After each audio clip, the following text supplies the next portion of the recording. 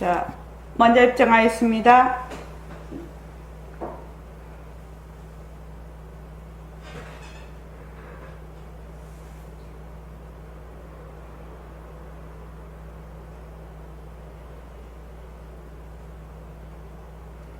말하고 듣는 이 자리가 바로 당장의 마음입니다.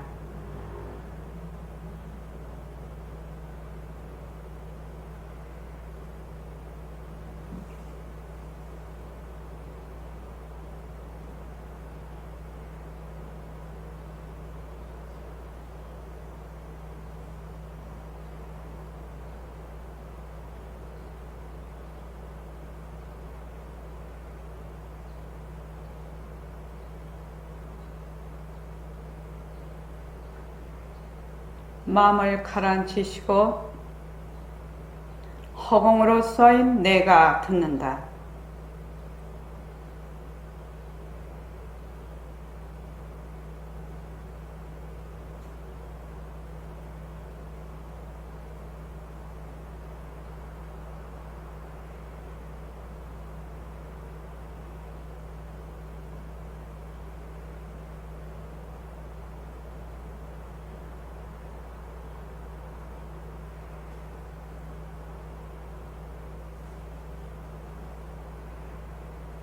손가락을 세우시고 빛깔도 소리도 냄새도 없는 이 자리가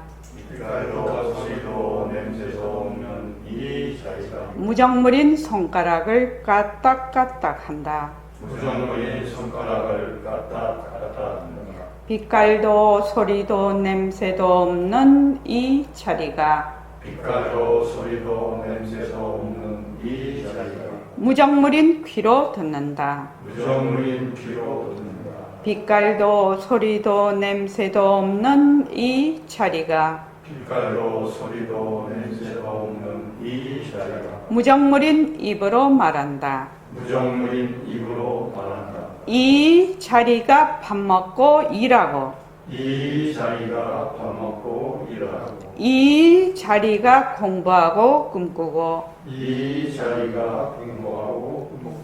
이 자리가 성내고 욕심내고 이 자리가 좋아하고 싫어한다. 빛깔도 소리도 냄새도 없는 이 자리가 무정물인 몸뚱이를 굴린다. 빛깔도 소리도 냄새도 없는 허공으로 쏘인 나는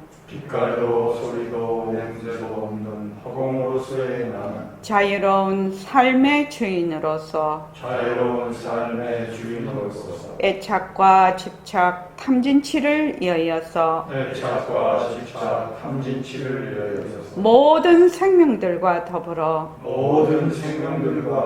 건강하고 따뜻하게 모습을 잘 굴립니다.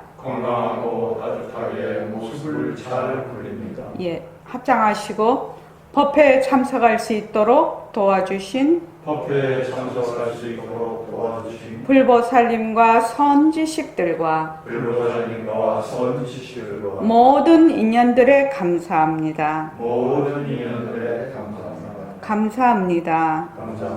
도반님들 감사합니다. 예, 감사합니다.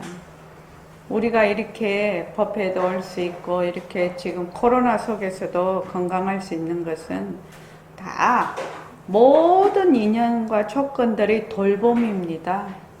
모든 인연과 조건들의 말하자면 돌봄 속에서 이렇게 우리가 지금 유지가 가능하거든요. 그래서 하루도 빼놓지 말아야 될 것이 감사노트라요. 감사노트. 감사노트를 쓰면 스스로 자기가 통찰이 됩니다.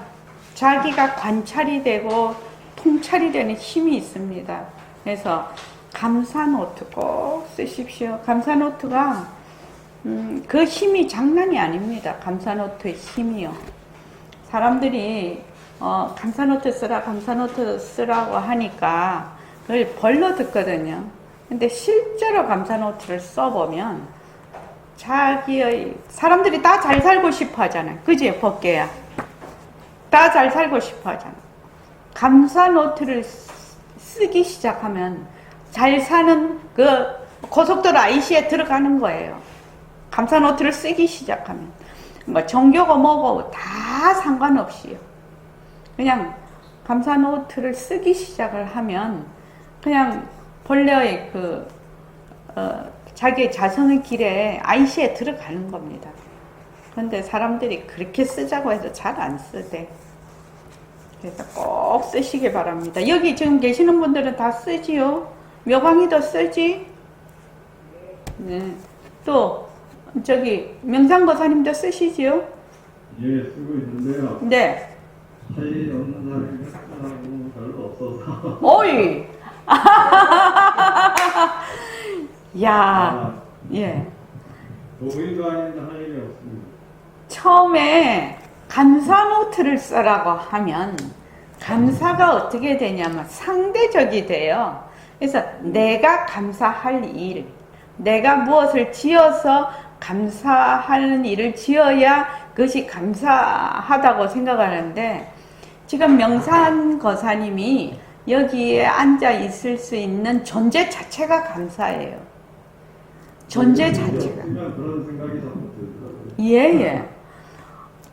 이게 지금 태양이 빛을 비추지 않으면 지구는 그대로 그냥 다 죽어버립니다. 전부 다 얼음이 얼어서요. 요새는 또 너무 더워서 얼음이 다 녹아가지고 지금 북극이 뭐 40도, 38도라고 하대요. 그러니까 거기에 또 인연과 조건에 따라서 그냥 집안이 다 무너져가지고 거기 있는 연구소 뭐 그런 그 열병합발전소에 있는 유류가 막 다 새고 이렇게 하여튼 내 존재 자체가 다른 거 다 그만두고 내가 숨을 쉬고 땅에 발을 딛고 있고 또 먹고 똥 싸고 배설도 하고 보기도 하고 듣기도 하는 그 자체가 우주의 신비로움이라요. 감사의 신비로움입니다. 이것 자체가 감사합니다. 그래서 쓰다가 보면 쓸 게 너무 많아서 손이 아파서 못 쓸 정도거든요. 그거 매일매일 그렇죠. 날씨가 맑은 것도 감사, 비 오는 것도 감사. 어떤 면에서는 코로나 온 것도 감사할 일입니다. 왜냐하면 되돌아볼 수가 있으니까요. 지금은. 자, 16쪽이요.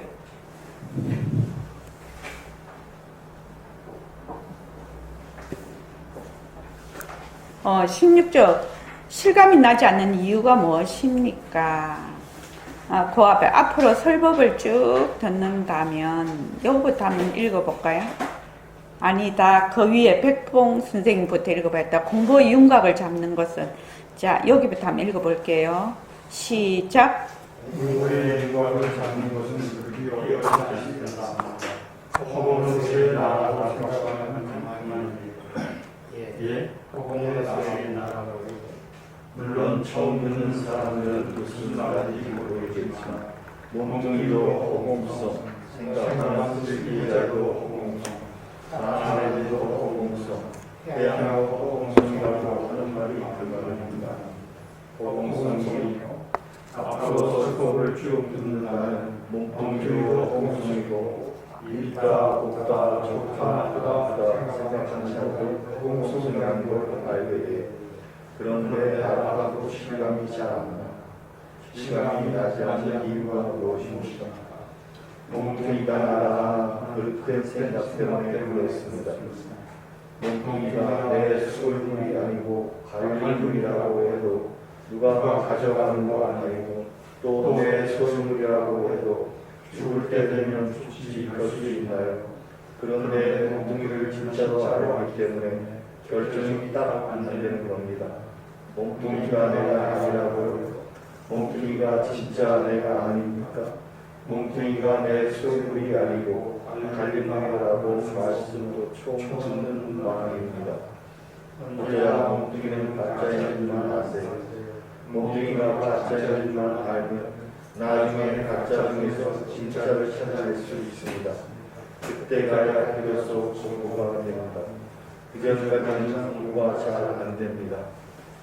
몽둥이가 가짜라는 말씀도 보이분별하지만 몽둥이가 가짜인 줄 알아야 가짜 중에서 진짜를 찾을 수 있다.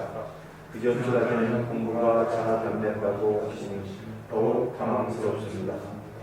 1초 시급에서 10단에 들어가는 복도 있지만 초학교에서는 윤곽을 잡을 줄 알아야 합니다. 무엇을 외우는 것을 공부로 삼지 마세요. 많이 듣는 것을 공부로 삼지 마세요. 차분하게 마음이 가라앉아서 나라라고는 항상 없어져야 합니다.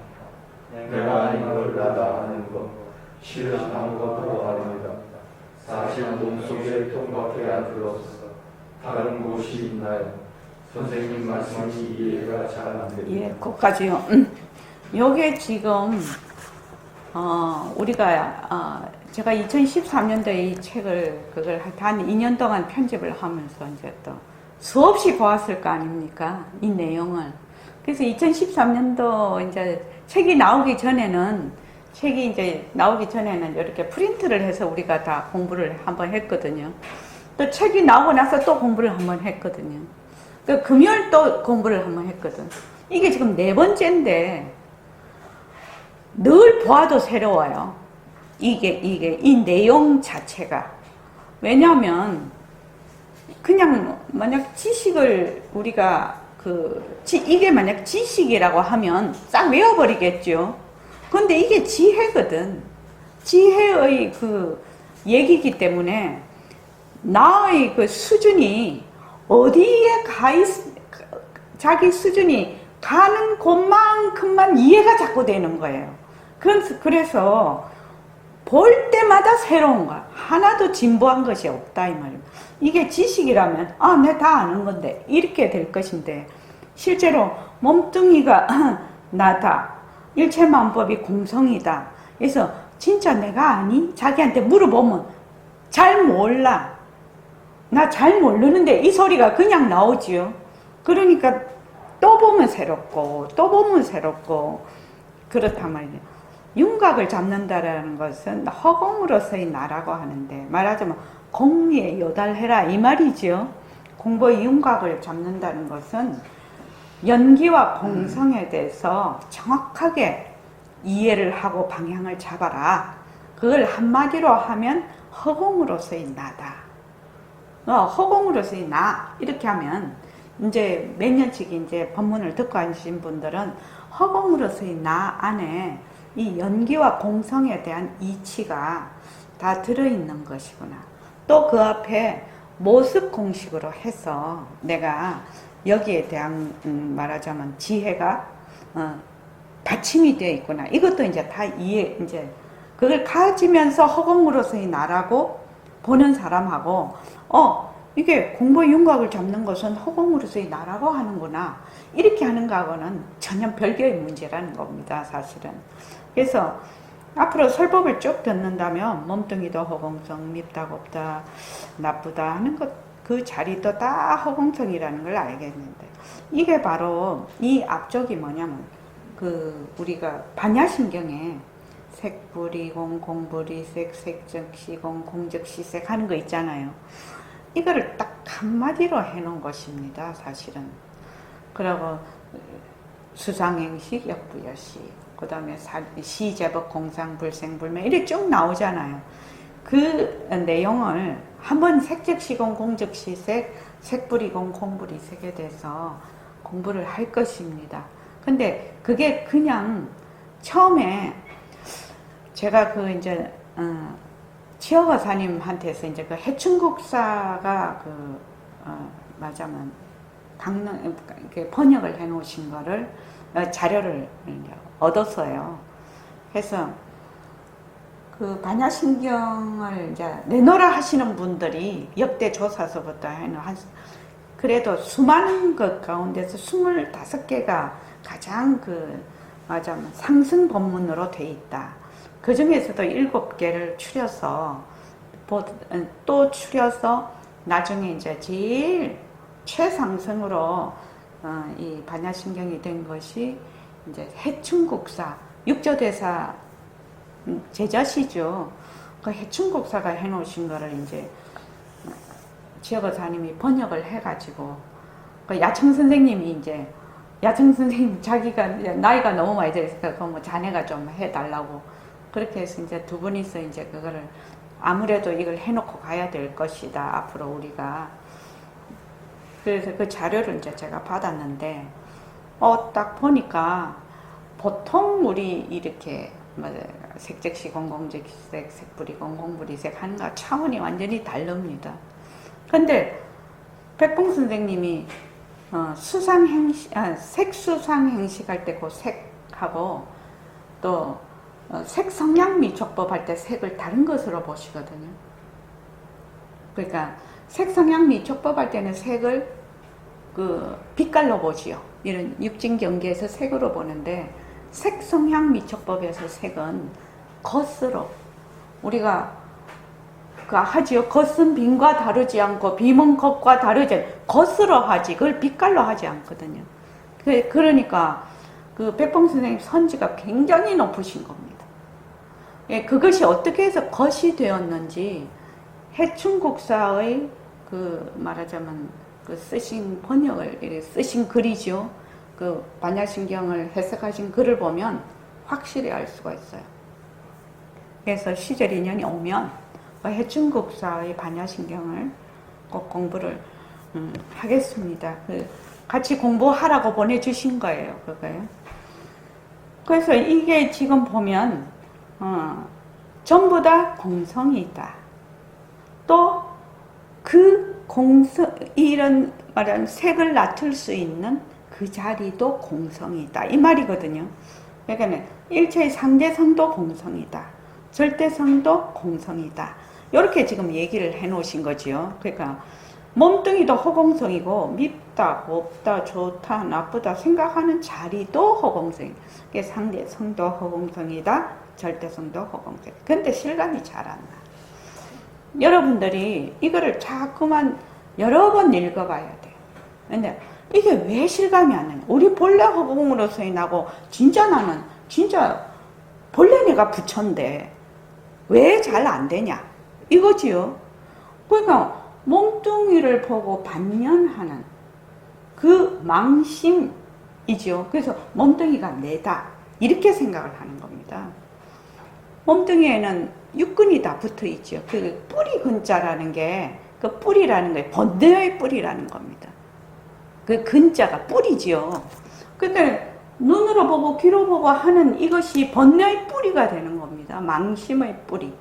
그래서 육근으로 상대적인 육진 경계를 보니까 거기다 근자를 딱 붙여놓은 겁니다. 그래서 이제 몸뚱이를 이렇게 몸뚱이가 나다 하는 그릇된 생각 때문에 그렇습니다.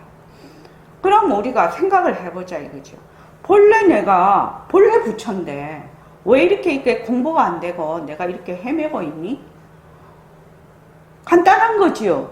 몸뚱이가 나다라고 하기 때문에 맨날 거꾸로 생각한다는 거거든요.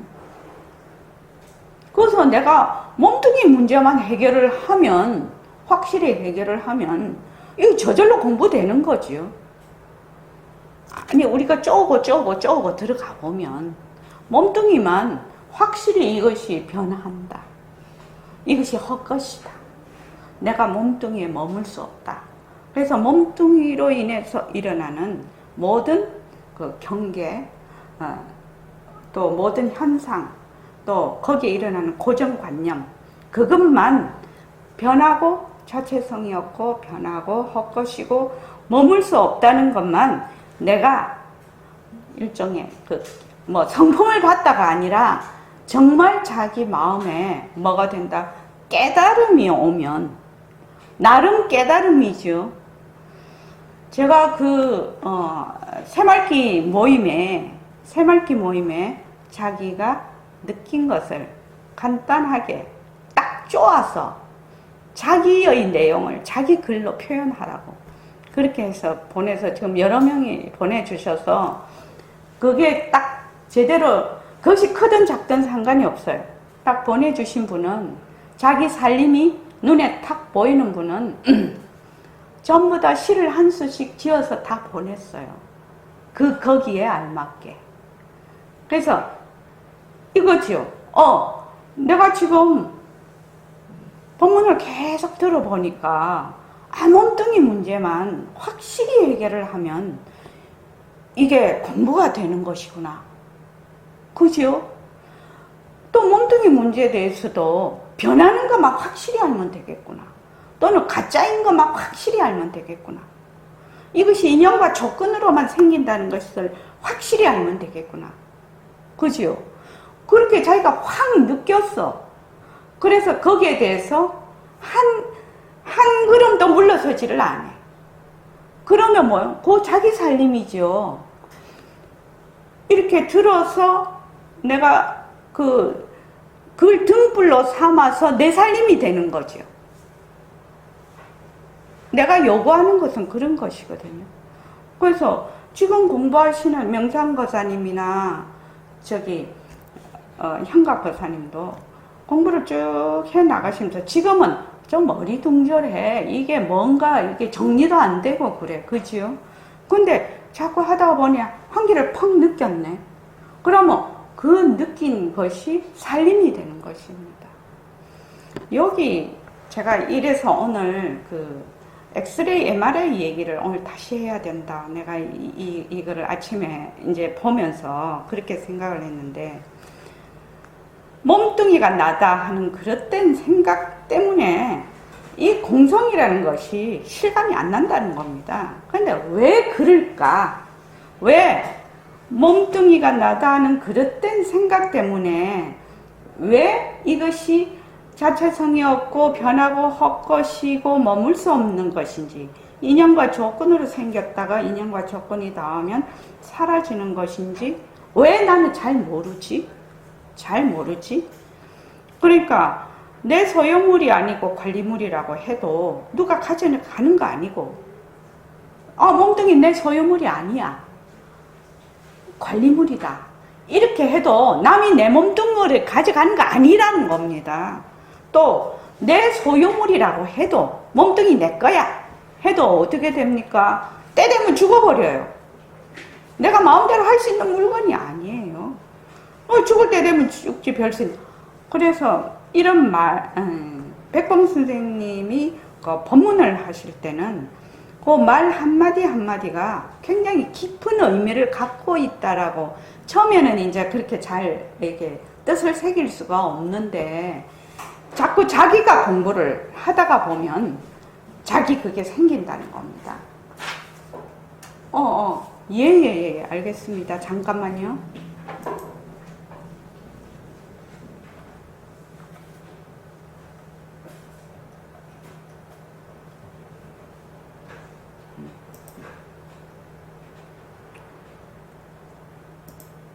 그러니까 김광빈 선생님이 들어오고 싶어 하셔서, 그래서 내 소유물이 아니라고 해도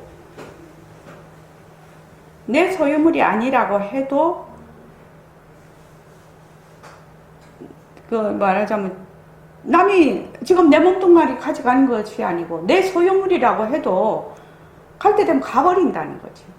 최근에 이제 굉장히 존경하시는 분이 갑자기 심장마비로 돌아가셔서 제가 마음이 되게 안 좋던데, 그렇게 때가 되면 그냥 가셔버리는 거죠. 때가 되면 가셔버리는 거. 근데 김광빈 선생님, 근데 비디오가 안 납니다. 나옵니까? 보입니까?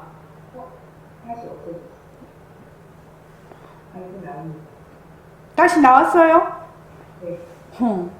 근데 왜 나는 안 보여? 오늘 참 이상한 일이네.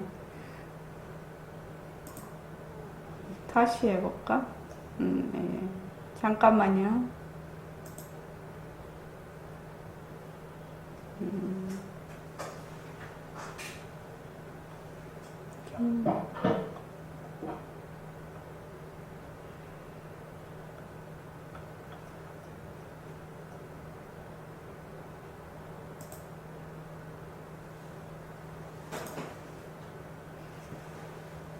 그래서 몸뚱이를 진짜로 알기 때문에 결정이 딱 안 되는 겁니다. 저는 선지식께서 이 말씀은 부처님을 비롯해서 역대 조사님들이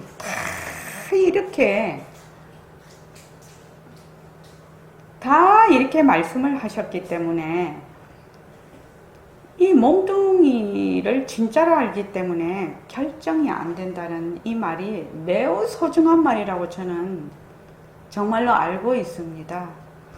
몸뚱이를 만약에 내가 몸뚱이가 인연과 조건으로 생긴 물건이지 진짜 나는 아니다. 나를 대변할 수 있는, 그러니까 나의 그 법성신의 인격을 낮추기 위해서 일어난 묘용이라고 볼 수 있다. 그렇게 만약에 생각이 든다면 몸뚱이에 대해서 애착이 좀 덜할 것입니다. 그러니까 몸뚱이에 대한 애착이 좀 덜하면 어떤 상황이 벌어지냐면 몸뚱이와 다 관련이 돼 있어요. 세상이다 하는 것도 내 몸뚱이 없으면 세상이다 할 것이 아무것도 없어요, 사실은요. 현각과사님은 어떻게 생각하십니까? 내 몸뚱이가 헛것이면 세상이 어떻게 됩니까? 세상도 헛것 아닙니까? 근데 제가 처음에 공부를 할 때 저 달이 헛것이다? 그럼 내가 죽고 나면 또는 내가 못 본다 하더라도 다른 사람은 달을 보고 있지 않냐? 그래, 달이 진짜 있는 거 아니냐? 이 지구가 진짜 있는 거 아니냐? 나는 뭐 60년, 70년 살다가 이제 왔다가 가버리지요. 그런데 역사적으로 쭉 보면 역사가 또 흐를 거 아닙니까? 그럼 다른 사람이 달을 보고 있고 지구를 보고 있으면 그러면 달과 지구가 진짜 아니야? 이런 생각이 진짜 많았거든요. 근데 아니지요. 근데 그런 점이 조금 어려운 점이기는 한데, 그래서 몸뚱이를 진짜로 알기 때문에 결정이 딱 안 된다. 몸뚱이가 내가 아니라고요? 몸뚱이가 진짜 내가 아닙니까? 몸뚱이가 내 소유물이 아니고 관리물이다 라는 말씀도 처음 듣는 말입니다. 언제나 어떻게 한다? 몸뚱이는 가짜인 줄만 알아라는 겁니다. 몸뚱이가 가짜인 줄만 알면 나중에 가짜 중에서 진짜를 찾아낼 수 있습니다. 그때 가야 비로소 공부가 됩니다. 그 전까지는 공부가 안 됩니다. 이게 몸뚱이가 가짜라는 말씀도 어리둥절하지만 몸뚱이가 가짜인 줄 알아야 가짜 중에서 진짜를 찾을 수 있습니다. 그 전까지는 공부가 잘 안 된다고 하시니 더욱 당황스럽습니다. 몸뚱이가 가짜인 줄 알면 육근을 통해서 보는 모든 육진 경계가 어떻게 됩니까? 가짜인 줄 안다는 말입니다. 이거는 대표적으로 몸뚱이가 나다. 우리는 워낙 이 아상에 찌들려 있는 중생이니까 몸뚱이를 지금 아상을 아주 가장 1번에 두고 지금 얘기를 하고 계시는데, 내 몸뚱이가 정말 가짜다라고 생각하면 이 눈으로 보는 모든 것, 또 색, 또 안식, 이런 것이 전부 가짜가 되는 것이거든요. 그러니까 육근, 육진, 육식이 몽땅 가짜가 되는 겁니다. 그런 의미가 있어요. 몸뚱이가 가짜인 거를 안다라는 의미는, 몸뚱이 딸랑해서 세상은 진짜고 내 몸뚱이는 가짜, 천만의 만만의 말씀입니다. 몸뚱이를 대표로 해서 가장 우리가 어려운 것이 뭐냐면 아상이거든. 그래서 지금 이건 아상을 얘기를 하고 있는 것입니다. 지금.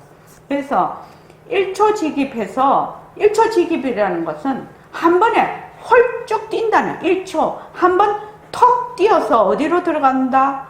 나의 성품자리, 열의 땅에 들어간다는 그 법도 있지만 한 번 훌 한 번에 훌쩍 뛰어서 들어가는 수도 있지만 초학자로서는 윤곽을 잡을 줄 알아야 된다. 그러니까 이 윤곽이 뭐죠? 인연과 조건으로 생긴 일체의 모든 모습은 자체성이 없고 변하고 헛것이고 머물 수가 없어. 그래서 이 모습을 나타낼 수 있는 그 바탕자리도 텅 비었고 이 모습도 텅 비었다라는 것이 윤곽을 잡는 겁니다. 지금요. 그래서 무엇을 외우는 것으로 공부를 삼지 마세요. 우리가 이거를 지식으로 알려고 하는 거 아니지요. 지식을 등불로 삼아서 뭐를 한다? 지혜에 있는 방편으로 그 뜻으로 다가가는 것이거든. 자기의 그 말하자면 성품자리를 드러내려고 하는 것이거든요. 그것도 많이 들어. 그러니까 외우고 듣고 하는 거 좋지요. 외우고 들어야 돼요. 중요한 것은 외우고 또 상승법문을 계속 들어야 돼. 경도 봐야 돼. 근데 그것 자체 그게 하나의 방편이거든. 경은 부처님의 지혜가 담긴 경전. 그러면 부처님의 경전을 보고 내 경전을 밝히는 것이죠.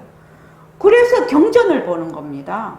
그래서 경전을 말마디로 만약에 내가 외운다고 하면은 이거는 전혀 딴 얘기입니다. 말마디로 외운다는 것은 내 개념, 나의 거울에 그 경전이 나의 거울로 해석을 하는 것이기 때문에 부처님의 뜻하고는 108,000입니다. 전혀 다른 얘기입니다. 그래서 그 경전을 읽는 것은 부처님이 말씀하신 지혜의 말씀을 그것을 등불로 삼아서 나의 지혜를 밝히려고 하는 것이거든요. 그런데 사람들이 방편을 자꾸만 공부 자체인 줄 알아.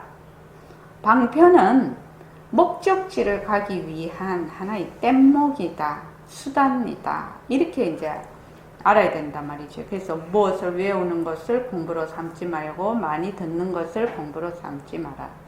그래서 사람이 참 이상하기를, 중생이 이상하기를 맨날 하는 그 행위자가 외우기도 하고 또 보기도 하고 이러니까 조금 가면 어떻게 되냐면 거기 타성이 붙어요.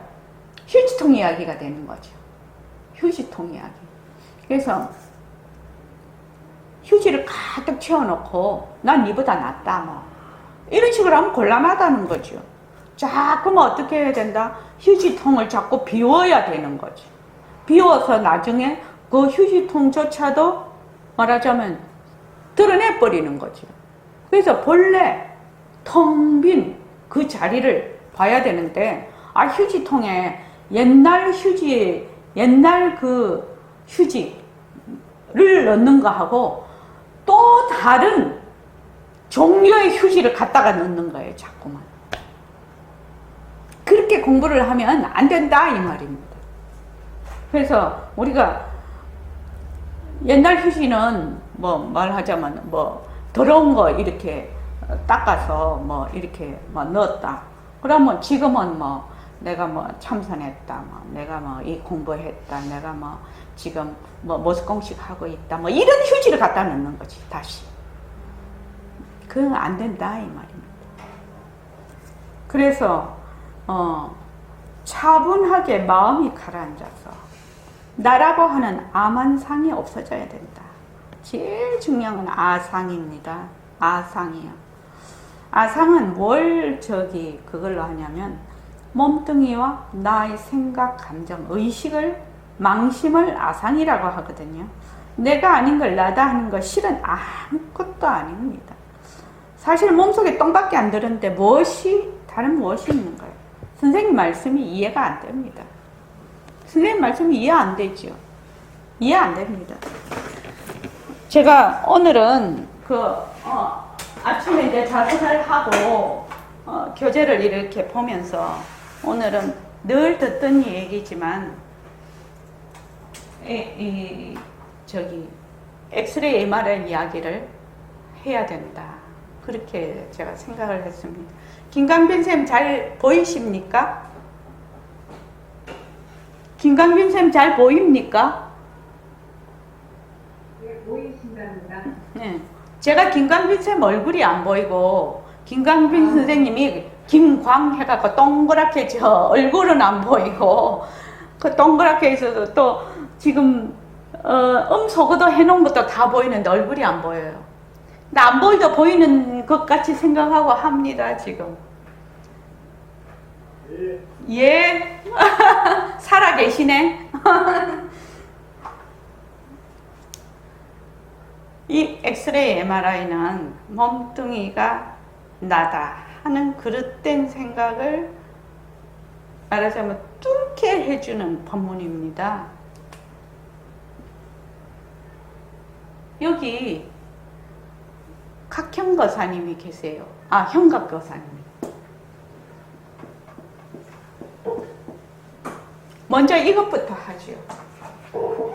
저기 심신보살이 그때 한 것처럼 그 뭐지? 대리석, 그 건물의 외장으로 돼 있던 대리석을 보고 이게 어떻게 변하고 헛것이냐고 그걸 그 건물 외벽에 서서 그 벽을 치면서 얘기를 했거든요. 이 대리석입니다. 대리석이 있습니다. 네모로 해야 되겠다.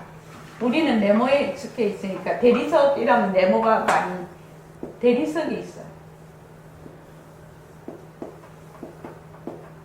요 대리석이라고 하는 거는 대리석으로 만든 뭐 또는 다른 뭐 건물, 책상 뭐 이렇게 고정되어 있는 거 뭐 사물들을 다 지칭한다고 생각하면 돼요. 여기 형각교사님이 대리석을 지금 봅니다. 어떻게 보냐면 카메라로 딱 찍습니다.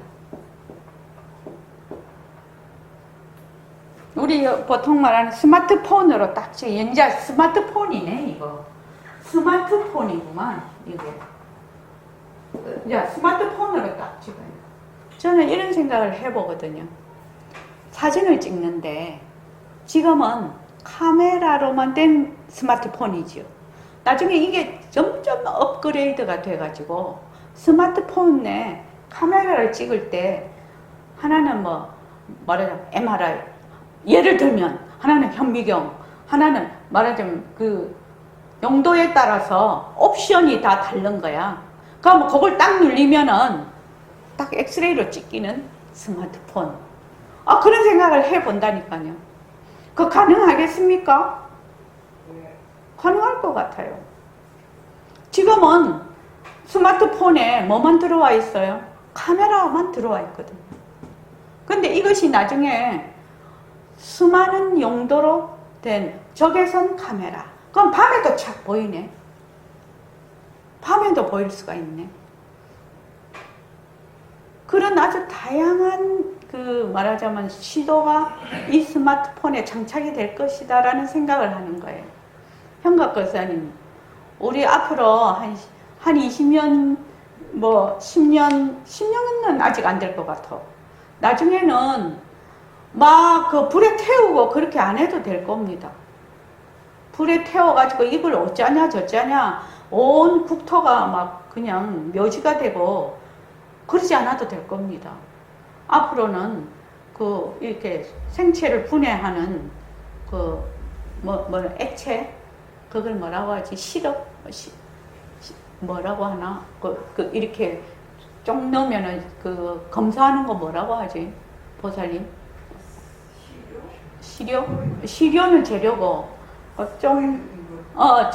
이게 스포이드에 꼭 해서 스포이드를 쪽 해서 이렇게 한 방울 딱 떨어뜨리면 요새 검사하잖아요. 이게 이제 인연과 조건에 따라 나이가 드니까 그 단어가 착 이렇게 꼭 찍어서 안 나오는 거예요. 그래서 그렇게 되면 한 방울만 딱 떨어뜨리면 이 세포가 싹 분해가 돼버리네. 분해되면은 어쩌고저쩌고 할 것도 없어. 뭐 관도 필요 없고 옷까지는 입힐까? 옷도 뭐 아주 자연 상태의 옷이겠죠. 안 그러면 뭐 몸뚱아리 빨가벗겨가지고 어떤 그 기구에 딱 넣어가지고 그지요? 탁 한 방울 떨어뜨리면 그걸로 모든 것이 끝나는 그런 시대가 올 것입니다. 틀림없이. 그럼 폰으로 찍어요. 폰도 사양이 아주 많아. 사양이 많아서 지금 카메라밖에 없어요. 그죠? 이게 화소가 얼마나 좋느냐 안 좋느냐 뭐 이런 거지만 그 물속에 들어가서도 찍을 수 있고 막 이게 엄청 이제 그렇게 될 거예요. 폰으로 딱 찍으니까 대리석이 지금 우리 눈으로 보는 대리석하고 똑같네. 딱 고정이 돼서 단단한 돌멩이네요. 근데 이런 것도 다 엑스레이 다 찍죠. 뭐 이것이 안전한가 안 안전한가 할 때 엑스레이로 다 찍죠. 그래서 엑스레이로 딱 찍었어요. 엑스레이로 딱 찍으니까 대리석이 어떻게 보일까요? 난 잘 모르겠어요. 사람은 뼈로 보이는데 대리석은 이거하고 다르게 보이겠죠. 확실히 형과 그 사람 이해되십니까? 김강민 쌤 이해되시죠?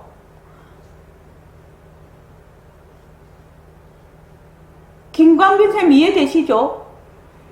예예. 명상거사님도요? 예예. 또 법계도 이렇게만 하자 우리. 그 다음 묘강이도 김광빈 쌤은 얼굴이 안 보여서 소리가 나야 된다. 이것도 인연과 조건이 달라서 그런 거지. 그래서 엑스레이로 찍으니까 대리석이 어떤 안에 물질이 이렇게 굵은 것만 이렇게 보여. 근데 여기서 전자현미경으로 딱 보니까 어떻게 보인다? 대리석이 이런 모양을 가지고 있지 않고 분자의 구조로 보이네. 분자 전자의 구조로 보이네. 근데 또 하나가 더 있어. 허공 안경으로 딱 보니까 아이고 대리석이 안 보이네. 이 대리석은 어떤 모양일까요?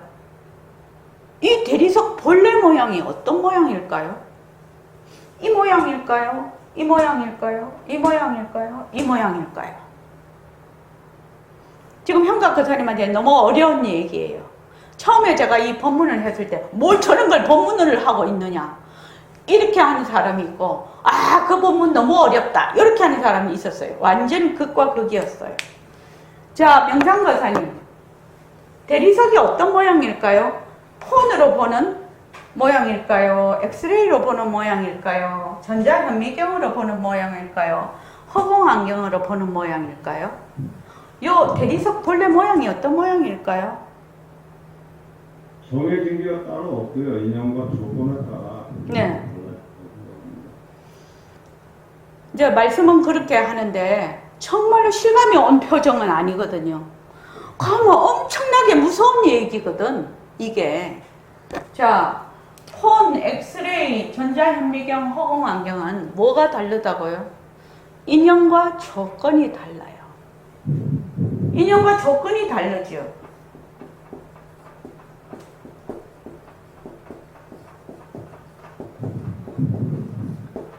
인연과 조건이 다르면 어떻게 보인다?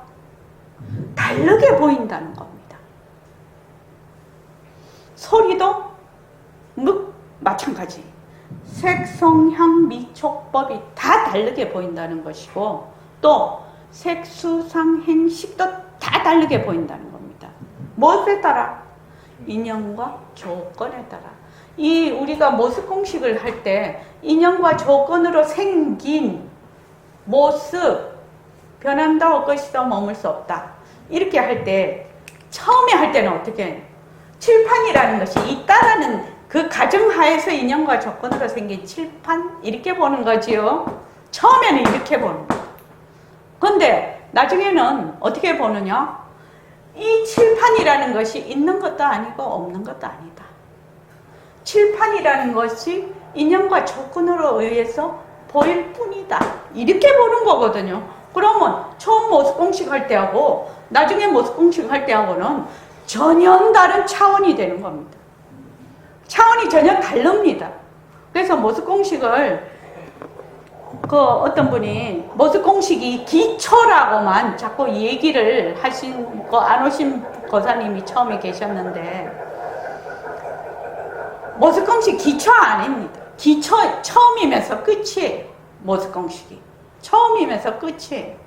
그러니까 처음에는 그 심심보살님처럼 이 대리석이 이렇게 번듯하게 이렇게 내 몸에도 이렇게 촉감이 내 손에도 촉감이 단단한 촉감이 있고 눈에도 이렇게 보이고 자기도 번듯하게 있는데 어떻게 해서 이것이 변하고 헛것이 될 수가 있냐고 이런 차원에서 보게 되죠.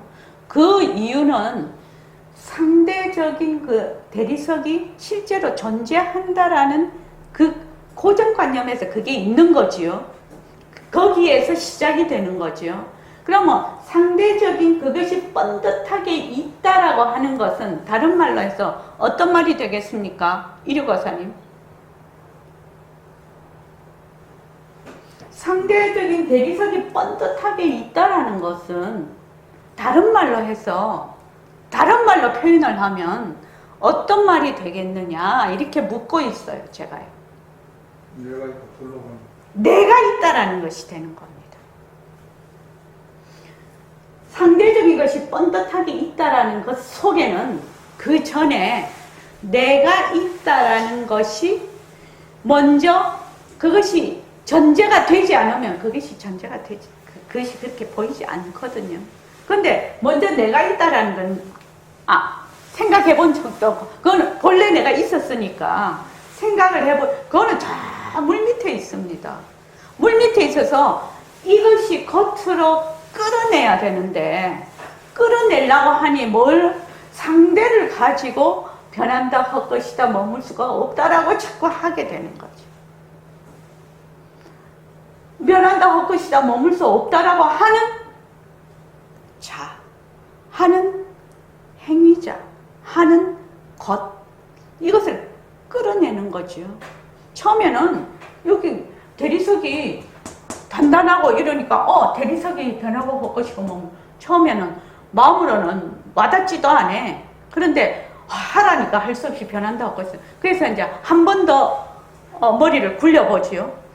대리석이라는 것이 본래 대리석이 없었잖아. 그런데 그 막 지구에서 막 층층이 이렇게 되면서 또는 요새는 인조 대리석도 많지요. 어떤 재료를 합성을 해가지고 틀을 해서 만들어서 인조 대리석 같은 경우에 자연 대리석인 경우에는 전부 그거 되지요. 태접층이 있어야 그 가능한 거지요. 그래서 인조 대리석 같은 경우에는 막 이렇게 벽돌처럼 만들어 모든 재료를 합해갖고 만들어서 이렇게 됐으니까 대리석을 만약에 가루를 내버린다. 그냥 뱅 돌리는 기계에 넣어서 해머로 이걸 부셔갖고 가루로 내버리면 어떻게 됩니까? 대리석이란 모양이 없지요. 첫째는 외압을 강해서 외압을 가해서 되는 경우가 있고 두 번째는 가만히 있어도 뭐든 풍화작용이 되지요. 대리석이 뭐 1000년, 2000년, 1억 년, 2억 년 갈 리가 없거든요. 그래서 늘 이게 변하고 있어. 그래서 문자에 뭐라고 보냈지요? 모습이라는 것이 생기면 그 모습 속에는 이미 자기가 소멸되는 원인을 가지고 있다. 그렇게 보냈죠. 그것이 뭐냐면 쉼없이 변한다라는 얘기예요. 변한다라는 이야기는 본래 실체가 없다라는 얘기예요.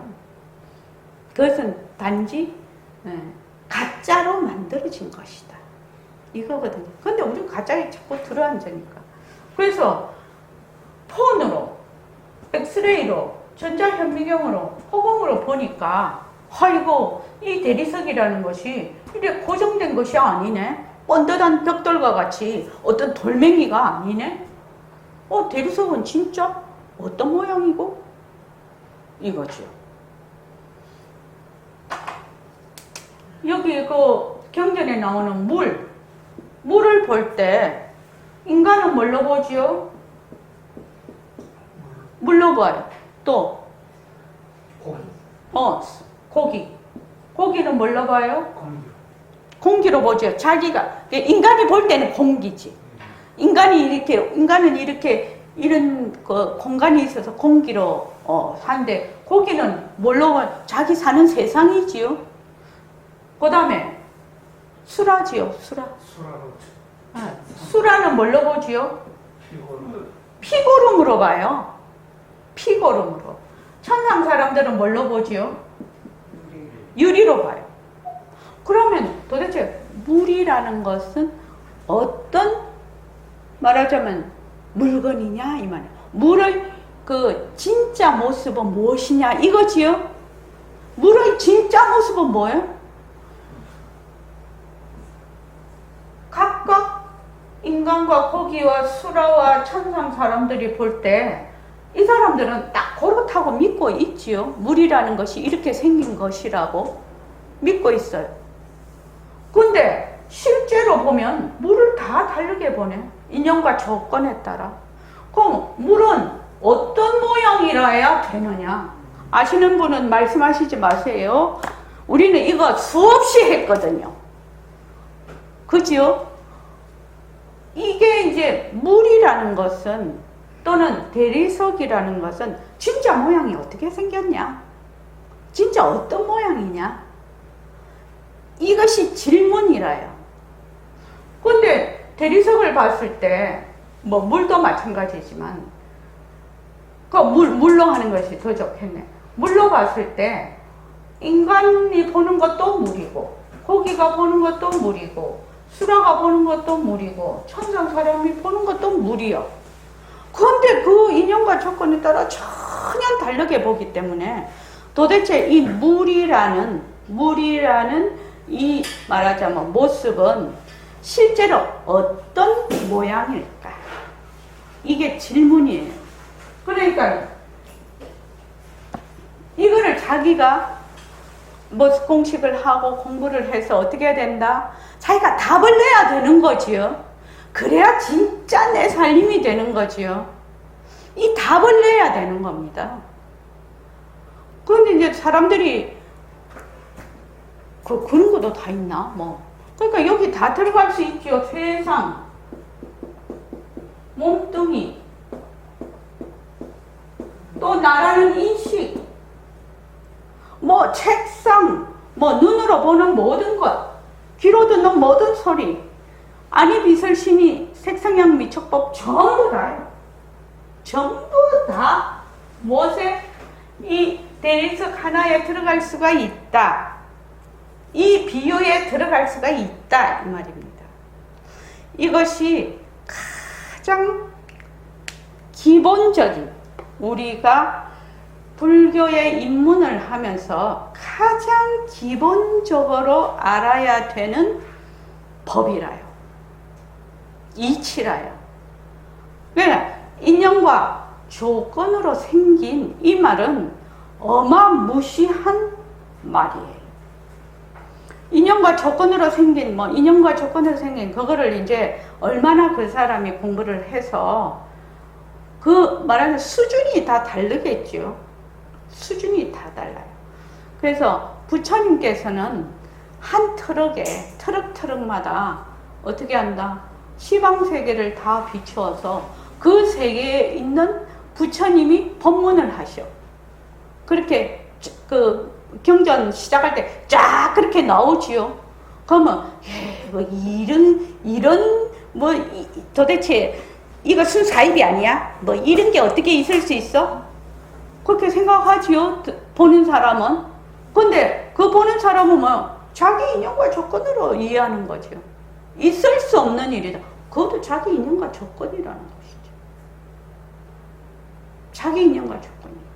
그러니까 앞으로 본래 시간과 공간이라는 것이 없으니까 이제 시공간, 이렇게 시공간 뭐 타임머신 뭐 이런 것들이 이제 계속 얘기가 되고 지금 현재 지금 우리가 인터넷 몰상에서 시장도 보고 사람도 대면을 하고 또 뭐 통화도 하고 얼굴도 보고 정말 제주도뿐만 아니라 저기 그 네덜란드에 있는 우리 딸도 이렇게 영상 통화를 하고 우리 기술이 더 발달되면 뭐 저기 뭐 어디에 있는 혹성에 있는 사람들하고도 통화 가능하겠죠. 그 생명체하고 그렇게 되면 현재 우리가 여기 앉아 있는 지금 현재 쓰는 사람은 한 500년 전 사람이 보면 말하자면 순간적으로 이동하는 공간 이동하는 사람 정도 될 겁니다. 지금 우리 여기 예언자 아는 사람이 아무도 없어요. 그 500년 전 사람이 보면 우리 요새 어떻게 해요? 버스 탈 때 어떻게 하지요? 딱 앱 깔아가지고 그 버스가 몇 분 후에 오는 거 착 알고 타잖아요. 그리고 요새 데이터베이스로 해서 사람들이 어떤 방향으로 갈 거라는 것도 착착착착 다 나오잖아요. 그 옛날 사람들이 말을 하면 우리가 여기 다 예언자가 되는 거지. 선지자가 되고 있는 상황이죠. 10분만 쉬었다가 이거 다시 한번 더 할게요. 이거 굉장히 중요한 이야기라고. 자. 네, 고맙습니다. 예, 10분만 쉴게요.